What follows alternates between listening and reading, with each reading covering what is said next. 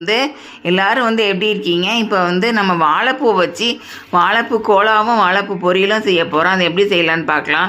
அதுக்கு வந்து வாழைப்பூ ஒன்று எடுத்துக்கோங்க. அதில் மேலே இருக்க அந்த சிவப்பு தோலை எடுத்துட்டு, இந்த நீட்டாக இருக்குதுல்ல இதெல்லாம் எடுத்துட்டு, இதில் வந்து இந்த கல்லெண்ணெய் ஒன்று பெருசாக குச்சி மாதிரி நீட்டி இருக்கும். அது வந்து அதை எடுத்துருங்க. அப்புறம் சின்ன வெங்காயம் மாதிரி இருக்கும். அதையும் எடுத்து நல்லா சுத்தம் பண்ணிடுங்க. சூப்பர் மார்க்கெட்டில் நல்லா சுத்தம் பண்ணியே ஒரு சில கடையில் விற்கிது. அது இருந்தால் கூட அதை வாங்கி அதை கூட யூஸ் பண்ணுங்கள். இது விருந்தார் ஆட்சி சமையல் தமிழ். இது சப்ஸ்கிரைப் பண்ணுங்க. நன்றி. இப்போ வந்து அந்த இதை துண்டு துண்டாக வெட்டி எடுத்து ஒரு மோர் தண்ணி இருக்கிற ஒரு சட்டியில் எடுத்து அதில் ஊற்றி போட்டுருங்க. அந்த எல்லாத்தையும் வெட்டி வெட்டி வச்ச அந்த வாழைப்பூ இதை வந்து அதுக்கப்புறம் வந்து அந்த பெரிய கும்பு மாதிரி இருக்குது பாருங்கள், அது வந்து நம்ம வாழைப்பூ கோலாவுக்கு வந்து எடுத்து வச்சுருக்கோம். அதையும் வந்து துண்டு துண்டாக பெருசு பெருசாக வெட்டி எடுத்துக்கோங்க. வெட்டி எடுத்து அதையும் எடுத்து அந்த மோர் தண்ணியில் போட்டுட்டு 100 ml வந்து மோர் தண்ணி வந்து வச்சுருங்க. வச்சுட்டு அதுக்கப்புறம் அதை வந்து குக்கரில் எடுத்து அதை போட்டுட்டு கேஸ் ஸ்டவ்வில் மீடியத்தில் வச்சுக்கோங்க. சின்ன பர்னரில் ஆவி வந்தோடனே வெயிட்டை போட்டு ஒரு விசில் வந்தோடனே ஆஃப் பண்ணிடுங்க.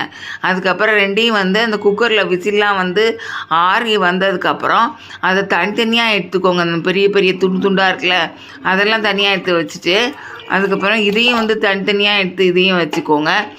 தனியாக வச்சுட்டு அதுக்கப்புறம் வந்து அதை வந்து கடாய் ஒன்று எடுத்துக்கோங்க. கடாயில் வந்து எண்ணெய் ஊற்றி கடுகு உளுந்தம்பருப்பு வெங்காயம் போட்டுட்டு மிளகா வத்தல் வந்து ஒரு 2 வத்தல் போட்டுக்கோங்க. போட்டுட்டு அதுக்கப்புறம் வந்து உப்பு வந்து 1 ஸ்பூன் எடுத்து போட்டுக்கோங்க. அதுக்கப்புறம் வந்து அந்த அவிச்சு வச்சுருக்கோம்ல அதில் அந்த தண்ணி சத்தோடு வந்து எடுக்கணும். தண்ணி சத்து இல்லாமல் எடுக்கக்கூடாது. அந்த குக்கரில் நம்ம வேக வச்சோம்ல மோர் தண்ணியை ஊற்றி அந்த தண்ணியோடு வந்து எடுத்து அதை அப்படியே கடாயில் போட்டுட்டு அதுக்கப்புறம் வந்து அதை வந்து நல்லா கேஸ் ஸ்டவ்வில் மீடியத்தில் வச்சு கொதிக்க வச்சுருங்க. இதுதான் வந்து நம்ம பொரியலுக்கு வச்சது தனியாக வெள்ளை கிணத்துல வச்சுருக்கேன். அதுக்கப்புறம் அந்த இதில் இருக்கிறது வந்து கோலாவுக்கு வைக்கிறது. தேங்காய் வந்து ஒரு அந்த எடுத்து அதை துண்டு துண்டாக வெட்டி அதை வந்து மிக்சியில் ஒரு சுற்று எடுத்து போட்டு துருவி எடுத்துக்கோங்க. அதை எடுத்து தனியாக தட்டில் வச்சுக்கோங்க. அதுக்கப்புறம் வந்து கடாயில் எண்ணெய் ஊற்றி கடுகு உளுந்தம்பருப்பு வெங்காயம் போட்டு 2 மிளகா வத்தல் போட்டுட்டு உப்பு வந்து 1 ஸ்பூன் எடுத்து போட்டுக்கோங்க.